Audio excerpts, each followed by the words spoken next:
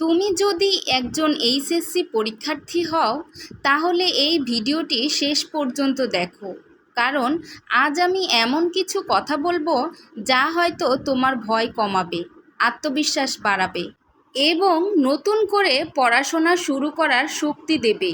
এই মুহূর্তে হয়তো তোমার মনে হচ্ছে, আমার তো অনেক পড়া বাকি, আমি কি ভালো করতে পারবো?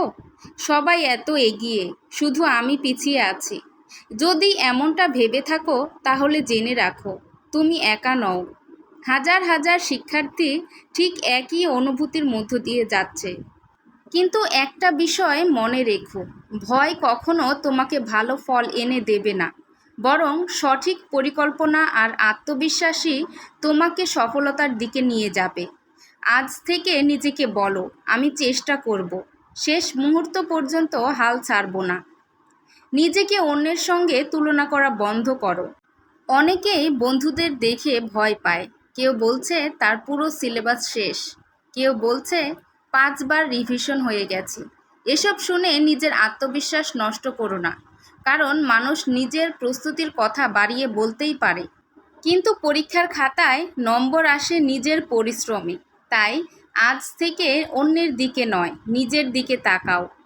যতটুকু সময় আছে সেটাই তোমার সবচেয়ে বড় সুযোগ।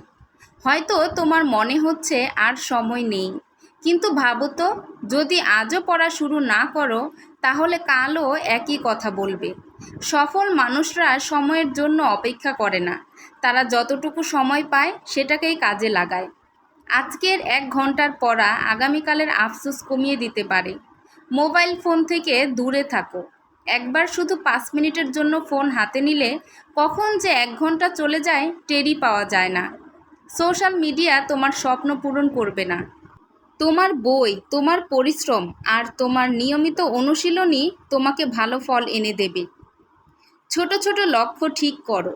একসঙ্গে পুরো বই শেষ করার চিন্তা করো না। আজ একটি অধ্যায়, কাল আরেকটি। এভাবেই ধীরে ধীরে পুরো প্রস্তুতি শেষ হয়ে যাবে। পরীক্ষার হলে শান্ত থাকবে। প্রশ্নপত্র হাতে পাওয়ার পর গভীর শ্বাস নাও। প্রথমে যেসব প্রশ্ন ভালো পারো সেগুলোর উত্তর দাও। একটি প্রশ্ন না পারলে সেটি নিয়ে বেশি সময় নষ্ট করো না। মনে রেখো, নম্বর আসে পুরো খাতা থেকে। ব্যর্থতার ভয় নয়, সফল হওয়ার ইচ্ছা বড় করো।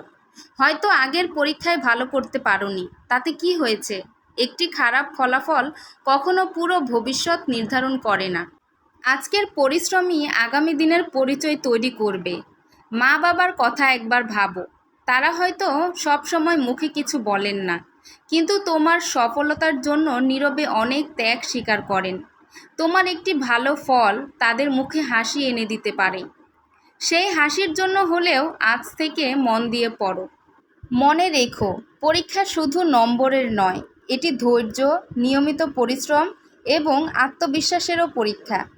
আজ যদি তুমি নিজের সর্বোচ্চ চেষ্টা করো তাহলে ফলাফল যাই হোক কোনো আফসোস থাকবে না। তাই আজই সিদ্ধান্ত নাও, আমি ভয়কে নয়, আমার স্বপ্নকে বড় করব। আমি অজুহাত নয়, পরিশ্রমকে বেছে নেব। আমি হাল ছাড়ব না, কারণ আমার ভবিষ্যৎ আমি নিজেই তৈরি করব। যারা এইচএসসি পরীক্ষা দিচ্ছ, তোমাদের প্রত্যেকের জন্য অনেক অনেক দোয়া ও শুভকামনা। ইনশাআল্লাহ, আত্মবিশ্বাস রাখো, নিয়মিত পড়ো এবং নিজের সেরাটা দেওয়ার চেষ্টা করো। তুমিও পারবে, অবশ্যই পারবে। ধন্যবাদ।